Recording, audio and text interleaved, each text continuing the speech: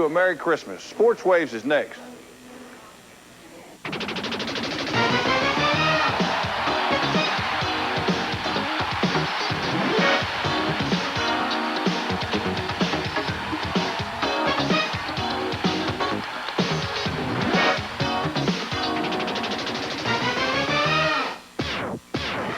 Live from Miami Grill in Dallas, Texas, with the music of Emerald City, this is Sports Waves. Now, here's your host, Mike Ducey. Hello, everybody, and welcome to Sports Waves. Hope you're enjoying your Christmas week. I'm not Mike Ducey. I'm Tony Martinez. Mike is down at the Superdome in New Orleans. We're going to be going down there shortly. Check in with him tonight. Our guests on the show tonight, Hall of Fame defensive lineman Randy White. And Steve Sabol, the president of NFL Films, is going to be with us from New Jersey. First, let's say hello to my co-host, the Big E, Everson Walls, with us tonight. Everson, good to have you. As we get started, your assessment of the NFL after 15 weeks of this regular season. Well, the one thing I don't like about this season is the fact that, there's so much parity going on that you really can't see which teams are the elite teams. Obviously, we know the NFC is doing well. But at the same time, I'm not too crazy about it's exciting to have all these teams have a chance in the AFC, but at the same time, no one is really taking the lead. No one's really taking charge. And I'm not too crazy about that so far. A lot of people say that's because of the salary cap diluting a lot of the talent in the league, and that may be the case. Normally I'm in the production truck on this show out in the back here at Miami Subs Grill. With Ducey in New Orleans, we had to find another executive producer who could make those split-second decisions. As you can see, we may be having some problems here at the truck. Could we take a look, please, at the production truck right now? Let's take a look at the guy who's... There is my replacement, ladies and gentlemen. I think he's looking great. Yes, indeed. A monkey in the truck. Thank you very much. I appreciate that. Let's go ahead then and introduce another monkey. No, not quite. Let's talk to Mike Ducey down at the Superdome in New Orleans. Mike, what's going on down there? Hey, Tony, how you doing? The Cowboys and the Saints are on the field right now for this Monday night contest. As you know, the Cowboys have wrapped up the first round bye. The Saints have an outside shot at the playoffs as we get started on this one on Monday night. Outside, extremely outside at 6-8. A lot of people wondering how much do the Cowboys really have to play for in the final two regular season games. Well, I talked to Barry Switzer earlier. He said in this game especially they have a lot to play for. They need to show that their offense can click. I think they need to show that their offense can put up some 49ers type numbers, if you will. I think Troy Aikman wants to show that the sharpness is back in his game. They've got some guys who are nicked up, but Cowboys really need to roll up some numbers and some points tonight. Let's call in a special guest now if we could. Hank Stram, the former coach of the Kansas City Chiefs and New Orleans Saints, and now with CBS Radio doing the game tonight. Coach, the Cowboys, we were just talking about the fact that in terms of postseason, they've got everything wrapped up that they're going to get. As a coach, how do you get a team fired up when that team knows that they've got a first-round bye already in the bag? Well, at this stage of the season, they carry on just like they were trained to do during the course of the season. The game that you're playing today is the most important game of our schedule, regardless of what the situation is. And that's what the outlook is and going to be for this team here tonight, I'm sure. They haven't won all those games by accident. They've been very focused, very dedicated. They've been trained to be able to do this week after week after week, and that's what they're going to do here tonight, I'm sure. Everybody knows San Francisco is playing the best football of anybody right now. Do you think the Niners are by far the best team in football right now? No, I don't think they're by far the best team. I didn't even think they're the best team. I still think that Dallas is the better team of the two because I think they're better defensively. I think there's a lot of flamboyance about the offense of the 49ers. I think they're a super team offensively, but they haven't proven to me yet that they are that kind of a team defensively. And if they play like defensively like they've been playing offensively, then they're going to be very special. But they haven't proven that yet. Hank Stram, enjoy the game tonight. We enjoy your work, and thanks for stopping by. We appreciate that. All right, that'll do it for now from New Orleans. We'll see you in a little bit. Tony? All right, Mike, thank you very much. Hank Stram with a lot of fans right here in Dallas. And let me ask you that question. Do you think 49ers or the Cowboys equal right now? Yeah, I think they're as equal as they will be. I think when it comes down to it, when playoffs time start, I think Cowboys are going to pick it up a notch. I never confess to be a big-time Cowboy fan, but I always love good football, and the Cowboys have been playing the best football in the league this year. Well, we asked that question last week on our wave line. We asked you which is the best team in football, and here are the results last week. 35% of you said the 49ers, 47% Dallas, and 18% of you said it was somebody else. All right, thank you for calling.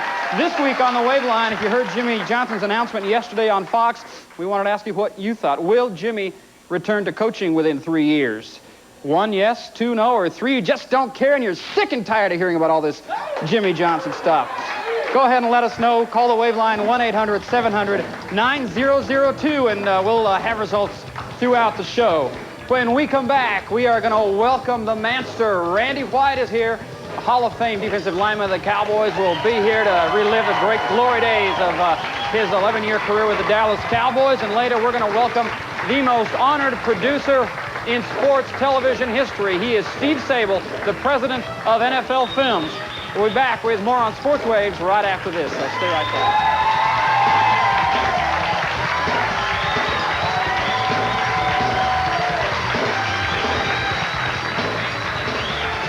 Hi, I'm Jody Gregory, and Sports Waves is brought to you by Europa Sea Cruise, fun you can bet on, by American Airlines, something special in the air, by the MGM Grand in Las Vegas, the world's largest hotel, casino, and theme park, and by Miami Subs Grill, great food served fast. We'll be right back with the Manster, Randy White, so don't go anywhere.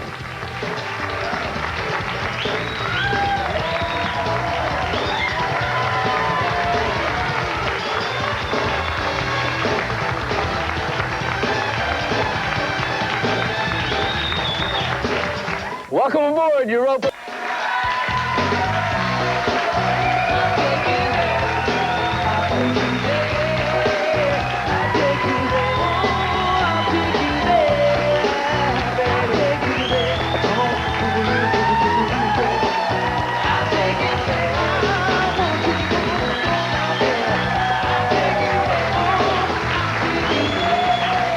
Welcome back to Sports Waves here at Miami Subs Grill in Dallas, and thanks to Emerald City for the great music throughout the year. You know, in 1975, the Dallas Cowboys had perhaps their greatest draft in team history. 12 players made significant contributions to the team. None greater than a defensive lineman from Maryland, a shy, quiet kid who came here and did some great things. Here's more on Randy White.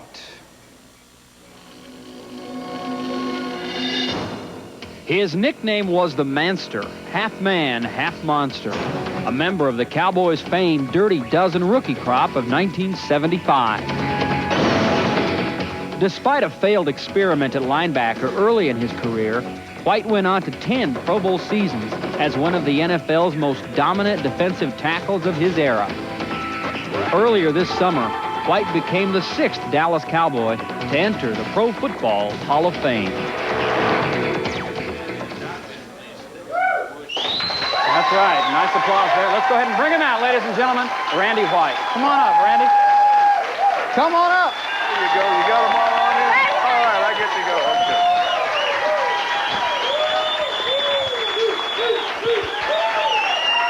All right, Everson. You got to go in front of you. Can't get you away from the ladies, man. Okay. Well, I want to make sure they got on television. All right, now tell them the truth. Did I beg or what to get you to come on this show? Did I get on my hands and knees or what? Tony, you're a good friend and a good guy. I came on here just for you. I appreciate it very much. And getting to see Everson is a big plus. How's that? So you beat up on me? No, I wasn't beat up. I never beat up on you, Everson. Well, what is We it? had some disagreements with your hats and your clothes sometimes, but you know, you didn't like mine either, so. He hates that doesn't wear socks. That's what it is. So what does it feel like to be a Hall of Famer? Oh, I tell you what, it's been a great year for me, really. You know, going into the Professional Football Hall of Fame and the College Football Hall of Fame and the Ring of Honor. So it's Incredible year. Yeah, it's been a special year for me, but it makes me look back on all the great coaches and great teammates and players that I've been associated with, and having the opportunity to play for the Dallas Cowboys is a great experience for me, and they've all contributed to the success that I had. So, but no, it's a great feeling, real humbling experience. I've heard some of the guys talk about going into the Hall of Fame, and they say that weekend is such an incredible experience. What was that weekend in Canton like? Well, I tell you, you know, it was really nonstop for me. because when I got off the plane, they had a guy with a car come pick me up, and I slept about 4 hours every night. Now, this is true. I mean, I never got to enjoy the Hall of Fame. I've been back there since to Canton and got to walk through it and look at it, but that weekend, they've got you going to luncheons, dinners, meeting people, taking pictures. I mean, it's nonstop. It's a great experience, but it's like a blur to you. It gets over with as quick as it starts. You have players like, say, Mel Renfro, for instance, who still hadn't had a chance to get inducted into the Hall of Fame. Did you ever think that you'd have to go through anything like that as far as the selection process was concerned, or is it something that you really tried not to think about after you retired? Well, Everson, it's something that, I mean, if you say you never thought about it, that wouldn't be telling the truth, because, it goes through your mind. A lot of people say, well, you'll go in the Hall of Fame your first ballot, but that's something I really never had control over. What I had control over was what I did on the football field. And I did it the best I could for as long as I could. And, I was fortunate enough to get picked into the Hall of Fame, and I consider it a great honor. There's a lot of other guys that, surely deserve to be in the Hall of Fame that aren't there. I mean, they have a real tough selection process that they go through. This year, one of our teammates, Ed Jones, is up nominated for the Hall of Fame. And, I'd really love to see Ed get in there the first ballot, because he was a great contributor to our teams over the years.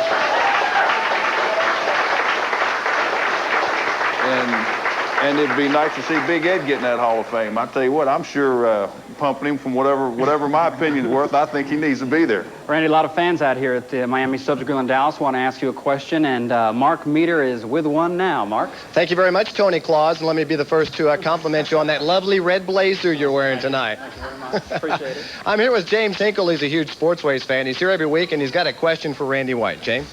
Yes, Mr. White, I'd like to know, back in the time when Jerry Jones became the owner of the Cowboys and Coach Landry was released, I heard from a pretty good source that had that not happened, you would be on the coaching staff of the Cowboys. Is that true? Well, I tell you, I talked to Coach Landry about 2 weeks prior to him leaving and the coaching and ownership change being made. And I was probably at the end of my career. My neck was kind of bunged up. I had a couple displaced vertebrae in my neck, and I really couldn't play at the same level that I could, but I could still rush the passer. Anyway, I went in there and talked to Coach Landry and told him I'd like to stay around and rush the passer and help coach some of the younger players. And we had kind of made an agreement that that's what I was going to do. So, yeah, if Coach Landry would have stayed, I would have probably stayed with the Cowboys organization and stayed on in coaching capacity and maybe pursued a coaching career. But the way it turned out, the opportunity really wasn't there, and I moved on to other things. Well, one of the most unusual. There were Chevy truck commercials. That's right, Chevy truck. One of the most unusual sights I've ever seen was a couple years ago. The Cowboys were playing the Broncos, and who is over there in the Broncos corner of the field? But Randy White and Ernie Stoughton are teaching the Broncos defensive lineman some moves. Is it correct? Well, I went to Denver. Ernie moved from Dallas and went up to Denver and became the defensive line coach with the Broncos. And I've worked on some martial arts and hand techniques that we've applied martial arts that we developed over the years. And I went up to Denver with Ernie and worked with his defensive linemen in the offseason, taught them how to use their hands some. And when he came to Dallas, it was kind of like, what am I doing over here with the Broncos? I should be over here with the Cowboys. But, I knew a lot of these guys and we're over there visiting with Ernie and worked with them some. But, I have worked with some of the Cowboys. I worked with Russell Maryland some. Russell's really likes some of the things we're showing him. And Chad Hennings, we worked with him some this offseason and helped him some. So it was unusual being 14 seasons on the right-hand side or on the shady side of that stadium and then over there on the sunny side that day. So it was a different experience. Well, one thing I can say about Randy, he was always a loner, you might say, especially during the ball game. He always wanted to just do his job, do the best for his team, and consequently, that's all you could do. It's kind of weird to see him, trying to help out other players from the coaching aspect. I just can't see him doing those kind of things. So it's nice to know that you have evolved as you left the game. Well, when you're a player, Everson, as you know, I was an intense player. I mean, sometimes, I expected a lot out of myself, and I expected the same type of intensity out of my teammates. Yeah. And, a lot of times you get locked into what you're going to do, and you kind of lose track of what's going on around you, which, happens. But, I enjoy still being around the game. Working with some of these guys gives me a chance to still be associated with it some, and I enjoy that. Randy, when we come back, I'm going to ask you about Thomas Henderson, and I'm going to ask you about your mom at RFK Stadium. So we'll be back with more with Randy White. But first, Maddie is here to tell us how you can join us at Super Bowl 29 in Miami. We'll be right back.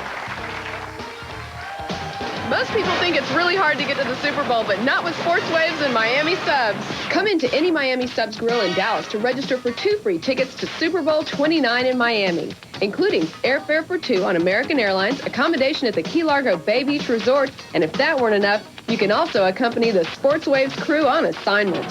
So come into any Miami Subs in Dallas and register today.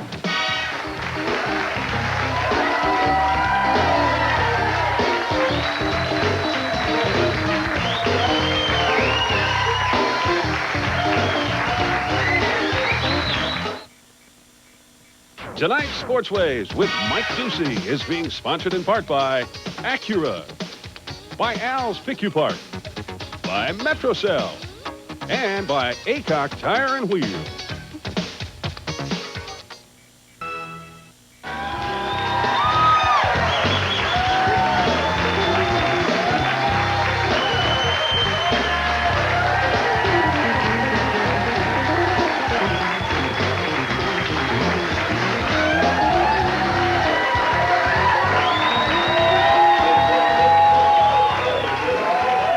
Welcome back to Sports Waves. Tony Martinez here with Randy White and Everson Walls. And if you spend any time talking to this guy, you get some great football stories. Perhaps the best one is the story about your mom. Now, you're from Maryland. You were from Maryland. And your mom would come out to see you play at RFK Stadium. Share with us that great story. Well, there's a bunch of great stories about her, but you know which one I'm talking about. I'll shorten this one up. I'll make it. One night, they were in RFK Stadium. You know, the fans in RFK Stadium can be a little obnoxious sometimes. And I don't know, my brother and my sister and some of my mother was sitting there, and one of these Redskin fans dumped a beer on my sister's head because she was cheering for the Cowboys. Well, my brother came across 2 rows and decked the guy. And by the time he hit the ground, my mother always carried a blackjack in her pockets. She's a little old, short, heavy-set lady, and I tell you what, she had that blackjack. She hit him 2 or 3 times before he hit the ground. And he sure wished he never dumped that beer on my sister. So those Redskins fans aren't as tough as we thought. Now, one of the places where this guy had some great game in 1978, co-MVP of Super Bowl 12, that's where Mike Ducey is now. And Mike has a question for Randy. Mike, how you doing? Hi, Tony. Randy, we appreciate you being on the show. They just about renamed this they just about renamed this the Randy White Superdome after that game. Talk about your tremendous memories of that day and maybe some other days in this building. Well, I tell you what, last time we played in that particular stadium, we lost that game on a last-minute field goal. I think they still have that same field goal kicker down there. What's his name? Morton Anderson. Anderson. Monday Night Football. Monday Night Football, and he kicked one 65 yards, I think, to beat us that game. But the game we played in the Super Bowl was probably one of my fondest memories of all my football career. Playing on a football team that won the World Championship was the greatest thrill that I've ever had playing football. And then that particular day, we could have had 20 MVPs in the football game, but fortunately, Harvey Martin and I were chosen co-MVPs, and that was kind of like icing on the cake, and it was my birthday that day. It was on January 15th, so that was a pretty exciting day that day. Craig Morton had a very, very difficult day that afternoon. Now, when you probably asked this question a lot, but when you look at today's defensive line of the Cowboys compared to that one with John Dutton, Ed, and Randy, and you guys, how does it compare to this one today? Well, you know, a lot of people ask me, say, well, Hal, what do you think you'd do if your group would have to play this group here, right? You know, and I always say, hey, I'd love to play them. You know, I love to line up with Ed Jones and Harvey Martin and John Dutton and Jethro Pugh and Everson Walls and Leroy Jordan. I like it when y'all line up, too. Hey, that was good for me. I tell you what, hey, we'd take any of them on. I tell you what, they talk about how big these guys are. I promise you, when I first started playing, I was 6'4½". And when I retired, I'm about 6'3½" now. I lost a few inches, but I tell you what, Ed Jones was 6'9", Dutton was 6'8", Harvey was 6'6". I was in the land of giants. Heck, we were as big as any team in football.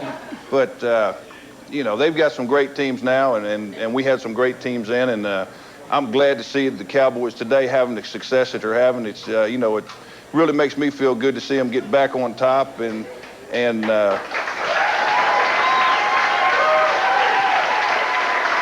win those 2 world championships, and really in a position this year to go on and maybe win a 3rd. It's going to be a lot tougher than the other 2 have been, but hopefully they'll be able to do it. Let's go back into the audience now. Maddie Caldwell, what have you got for Randy?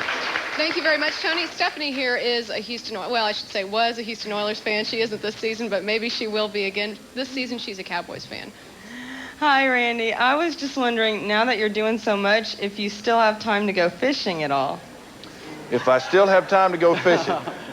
I tell you what, this last year, I enjoy fishing. I love to go fishing. I'll fish forever. As long as I can hold a fishing pole, I'll go fishing. But this last year, I really haven't fished that much. I've been doing some team roping, so that's been taking up a lot of my time. I've been team roping, playing cowboy ever since, Okay. That's where you rope your steer. One guy heads him, and you turn him off, and the other guy heels. I know you've done a lot of that. Oh, you've done a lot of that. You watch that rodeo show on television. Yeah, of course. Mesquite Rodeo, you always watch it, don't you? Same remote right there. Speaking of roping, we had a friend of yours on the show a while back, Hollywood Henderson. He was saying that Randy White is the strongest player he ever faced, and he didn't face him on the field as much as he faced him in the locker room one day. Tell us the Thomas Henderson story. Oh, Thomas and I had a little disagreement one day in the locker room, and just to set the story straight, Thomas Henderson is probably the finest athlete that I've ever seen. I've seen Walter Payton and Tony Dorsett, and but I tell you what, to me, Thomas Henderson was about 6'3", weighed 225 pounds. He could run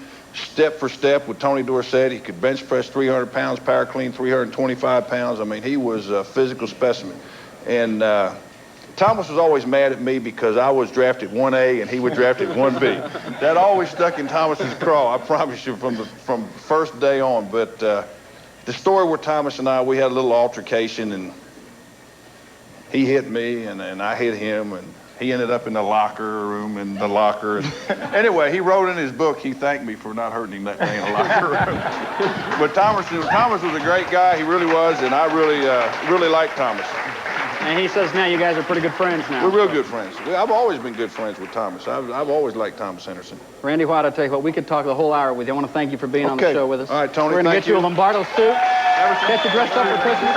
Thank you for coming out. Randy White, ladies and gentlemen.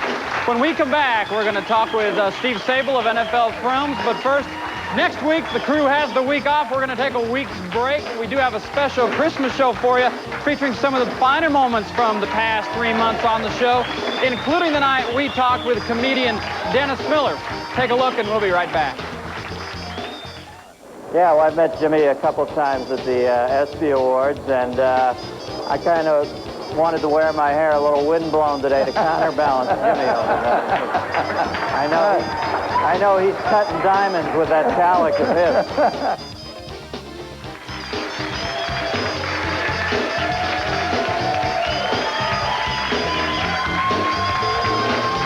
Introducing the all-new GMC Jimmy. Look, Mom, it's Troy Aikman's truck. Well, it is a GMC, honey, but Troy drives it too. Jimmy offers the security of all-wheel drive and a driver's side airbag. Are you sure it is Troy's truck?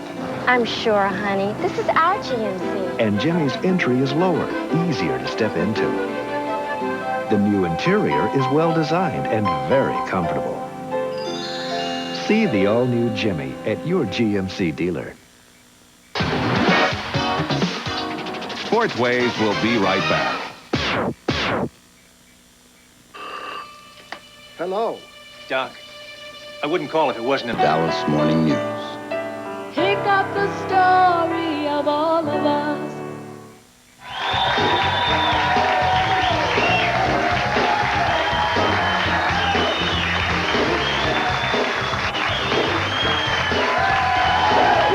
Tony Martinez here with Everson Walls on Sports Waves. You saw the wave line question. Everson, you heard Jimmy's announcement yesterday on Fox. Let's ask it right out. Do you believe him? Is he going to stay in broadcasting for the next 3 years? Well, you know, with Jimmy, I think every time he's just trying to drive up his market price. So I'm pretty sure that he said that so that everyone would look forward to signing him for more money in the future, because I'm sure his price will go up. Absolutely. Well, let's see what Mike Ducey has to say. Mike, you've talked to some of the players down there. Do they think Jimmy's going to stay out of coaching for the next 3 years? No, I don't think anybody believes that Jimmy will be staying out of coaching for the next 3 years. I'm sure none of the Cowboys or people close to the team or the coaches would think that either. Larry Lacewell is with us now, the director of scouting for the Dallas Cowboys. Larry, I hadn't planned on necessarily asking you this, but I might as well before we talk about the Cowboys. Well, what about Jimmy's big announcement? He announced that he's going to stay with Fox. It really doesn't surprise me. I think Jimmy is enjoying himself. I think that once you've coached as long as he's coached, to have a break and to have a year off like he's had, he's enjoyed it, and I think he's really interested in the broadcast business now. I think if the right team comes along in the future, I still think he'll be back into coaching. So it wouldn't surprise you if late next year, if things started to get rocky for a team and the phone rang, that he would listen? Well, I still think there's a future for Jimmy there. I think he wants to be a football coach, but I think he's also wanting to run the string out on the broadcast business and just see how far he can go with it. Talk about the Cowboys a little bit. By the way, we're here at the Louisiana Superdome. Cowboys and Saints playing on Monday night. Some people think the Cowboys are in a little bit of trouble right now. That's the high expectations of Dallas fans after one loss to Cleveland. From where you sit, how's this football team look right now? Well, I think we're probably, if we can stay well, just about as good a shape as we could possibly be in. We like to win the game against Cleveland, but if you saw the game, you know we could have won it. We didn't win it. Now, what we've got to do, if we can stay well and play well tonight, I think we're in great shape to make a good run at the whole thing again. How much of a concern are some of these nagging injuries right now? Michael Irvin's leg continues to bother him. You know, Troy's just a week removed from having a knee injury serious enough to keep him out from a couple of games. Well, it seemed like that's been the history of this season. We've had it all year long. It's just something that doesn't seem to go away, even with open dates. And Michael Irvin is certainly playing with a problem. And I don't know very many guys we've had that this particular year hadn't had problems. And so, like I say, if we can stay well, get the open date, and who knows what might happen after that. Larry Lacewell, thanks for stopping by. We appreciate it. Again, it's the Cowboys and the Saints on Monday Night Football from the Superdome. It's beginning to fill up, and I'll tell you, Tony, those seats go all the way up to the ceiling. It's going to be rocking tonight, Tony. Rocking here, and I tell you what, they're making a monkey out of me here. So we miss you here at Sportsways. Hey, Mike. Yeah, I only wish I could see it. Mike, let me ask you something.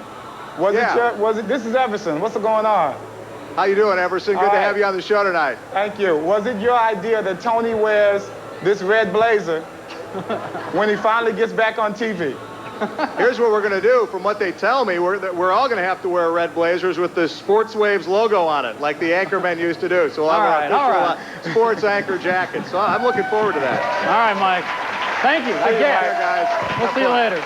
Mike Ducey from the Superdome in New Orleans. Let's turn our attention now to our Pick 3 segment tonight. Although the sports leagues don't like betting, it is a big part of the game. And Gene Keevy is the race and sports book director at the MGM Hotel and Casino in Las Vegas. He helps decide what the line is going to be on the games and how it's set. Here's more with Gene.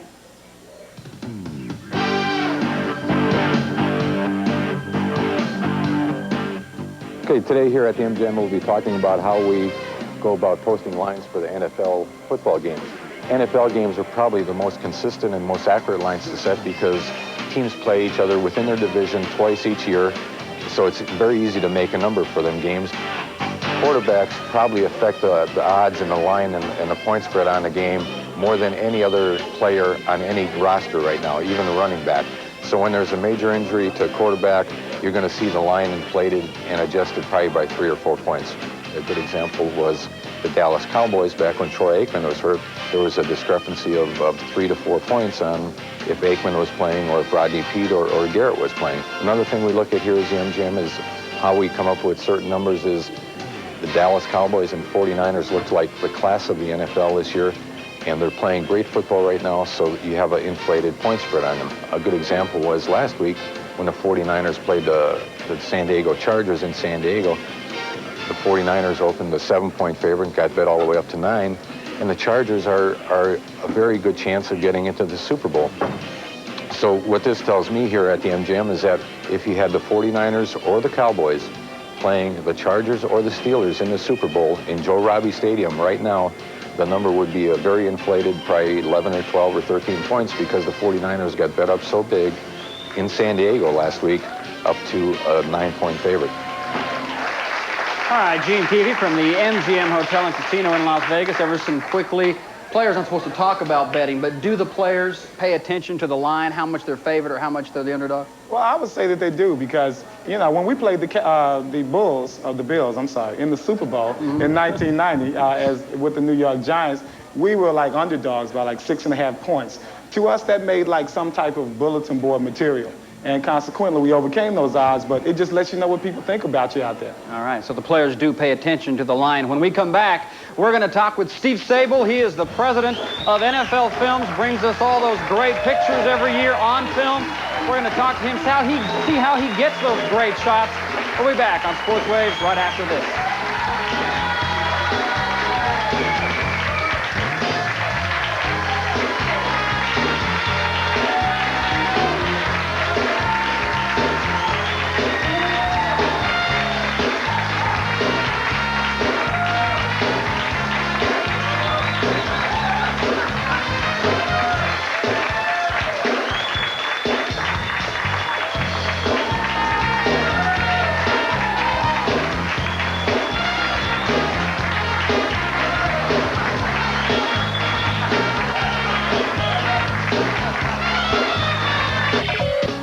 This portion of Sports Waves is brought to you by Kroger. Now back to you, Tony.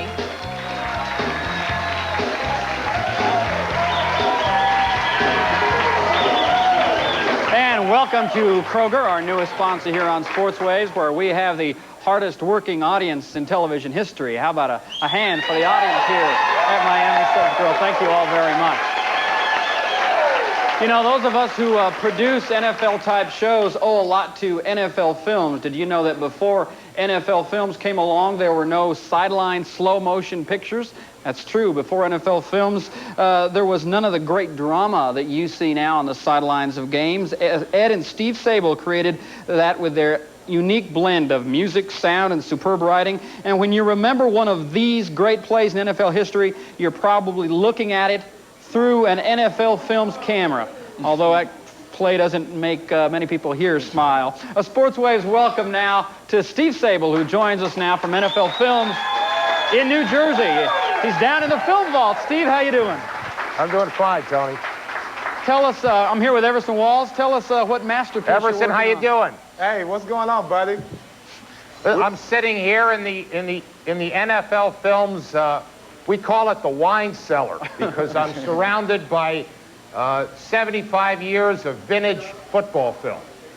Hey, I was just wondering, there's an opinion around here that maybe you could lose the Dwight Clark catch in San Francisco back in 1982. But hey, Everson, here it is right here. We'll just throw it right out, all right? Great, thank you. Destroy it. For those of you who don't know Steve Sabol's work with NFL Films, let's pause for just a second. Take a look at this Road to the Super Bowl piece done, I guess it was about 12 years ago. Take a look at this.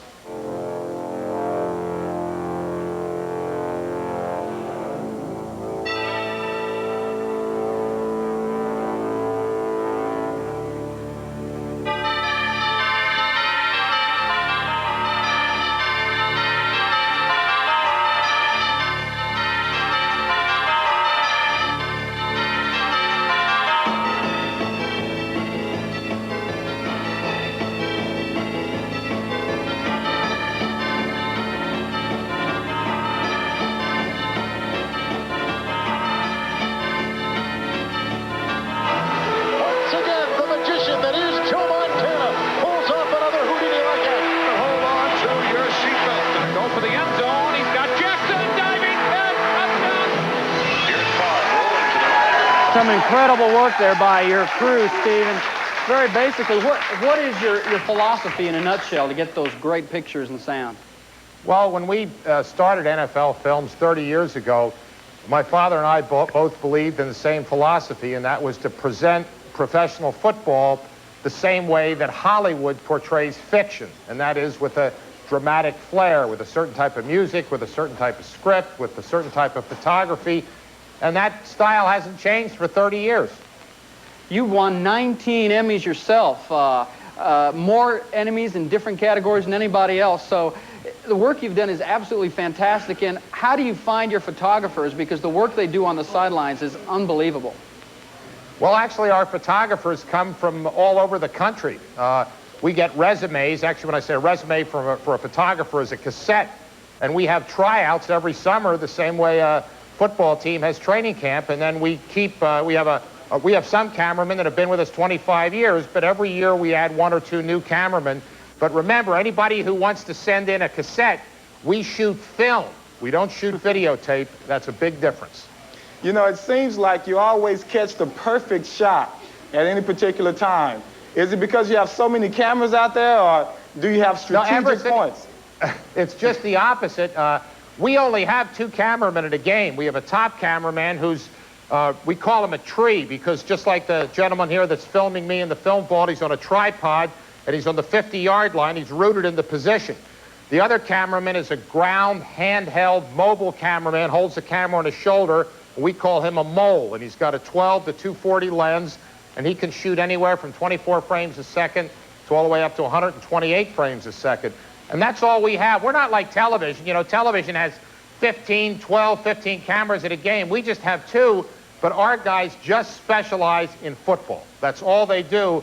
So they really have an intuitive sense of how to follow the ball and where the play's going and where to be in the right position. And some of our guys actually have played the game, played in the NFL. Our director of football operations used to play for the Kansas City Chiefs. Steve, there are a lot of fans here in our audience who'd like to ask you a question on the show here, and Mark Meter's with one now. Mark? All right, Tony, thanks a lot. I'm with Jeff Sly Nelson, and he owns his own video camera, but I think he shoots film style. He's got a question for Steve Sabol. Hi, Steve. How you doing? I'm doing great. I understand that in the earlier years, the cameramen that you used were all non-professionals and that you trained them. Do you still do that now? Yeah. When I say non-professionals, I have to be careful because we might have some of our cameramen watching and they certainly consider themselves professionals. But I think I might have been misinterpreted when I said that. I said that they were amateurs, but in the true sense of the old Latin word meaning amator, meaning a lover of the work.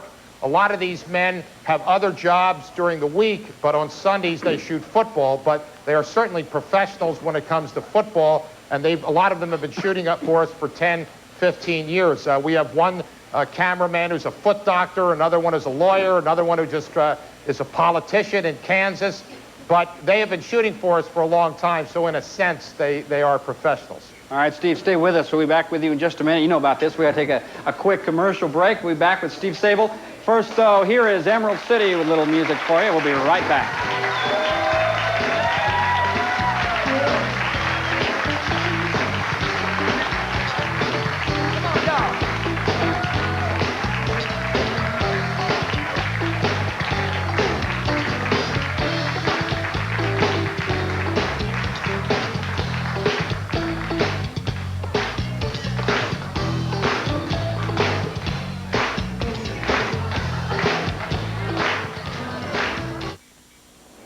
Mr. Kelly? Mr. Kelly?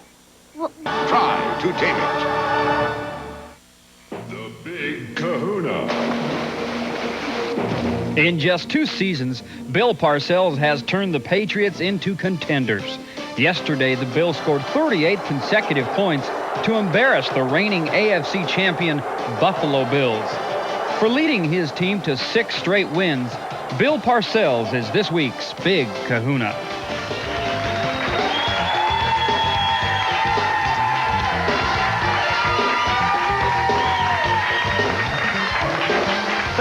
With a part-time job here at Miami Subs Grill on Sports Waves. Thanks for being with us. Good to have you with us, too. Tony Martinez with Everson Walls, and Steve Sabol is with us. Steve, how many feet of film do you shoot every week at these games?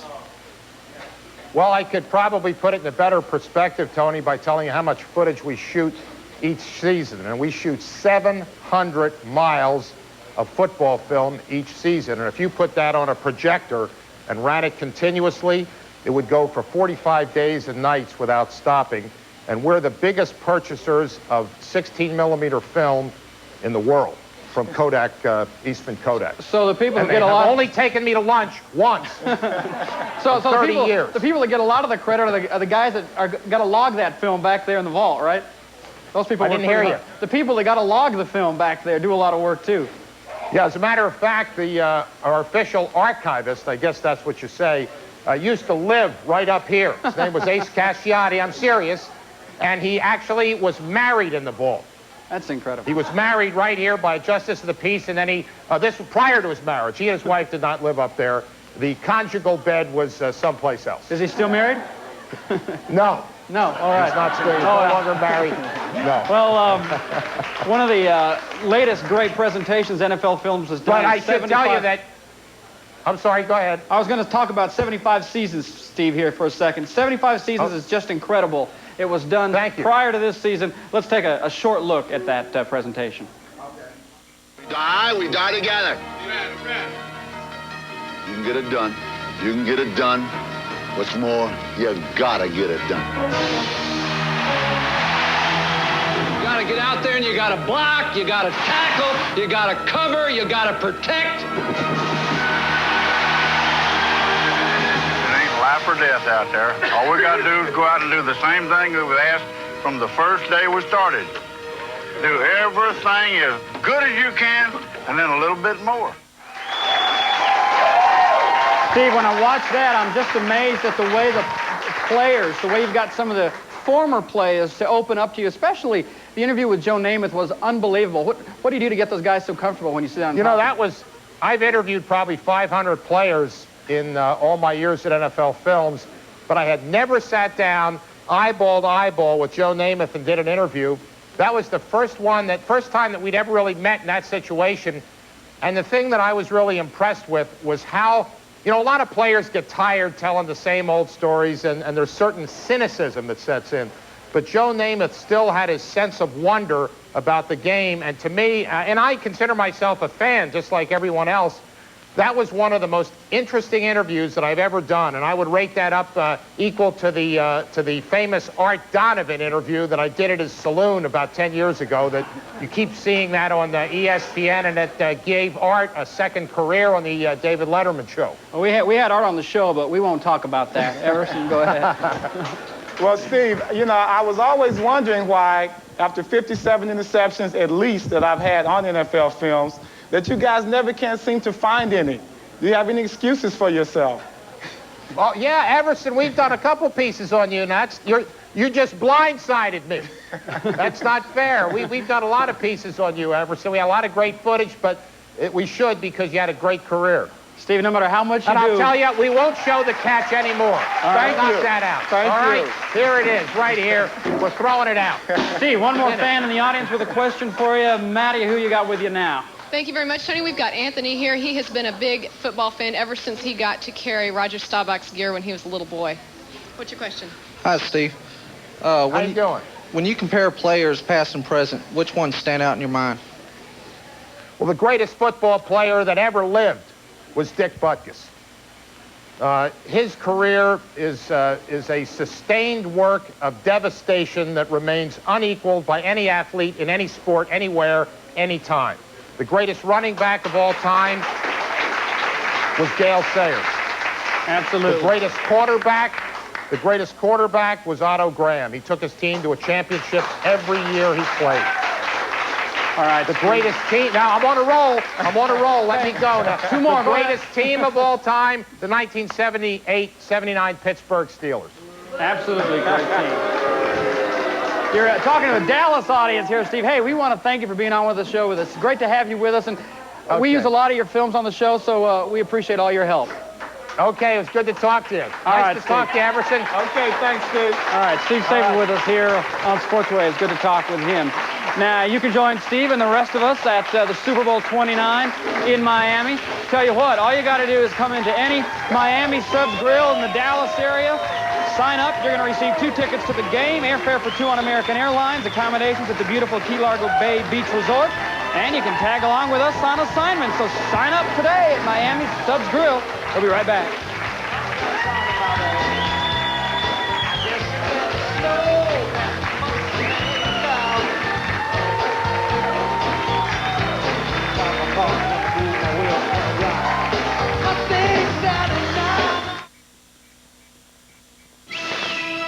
You're in a nightmare.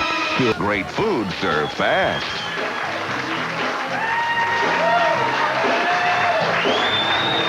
And I want to thank Jambo, our great executive producer in the truck. He did a superb job. Thank you very much. We appreciate that. Running out of time here, let's go over the poll results from tonight's Waveline question. Is Jimmy going to coach again within the next 3 years? 58% of you say yes, 31% say no, and 11% of you don't care and couldn't give a hoot. So thank you for calling the Waveline. We certainly appreciate that. Now I understand, Everson, we have a very special guest in our studio audience. Mark Meter, who you got with you?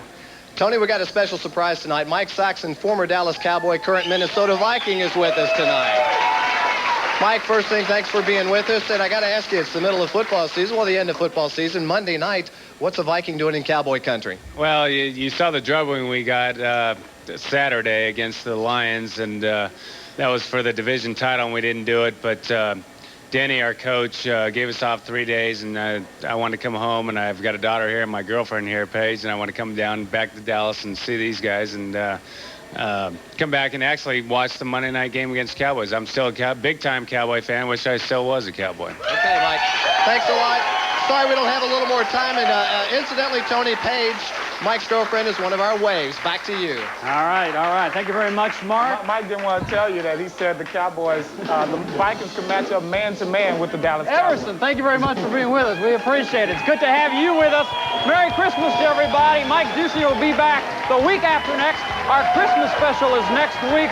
Hope to see you then. I'm Tony Martinez. Good night from Miami Subs Grill in Dallas, Texas. Wardrobe by Lombardo Custom Apparel, America's finest custom clothier. Accommodations in South Florida provided by the Marriott Key Largo Bay Beach Resort. And in Dallas, Jimmy Johnson and his guests stay at the beautiful Melrose Hotel. Sports Waves is a presentation of DCL Media and Lone Star Hospitality Corporation.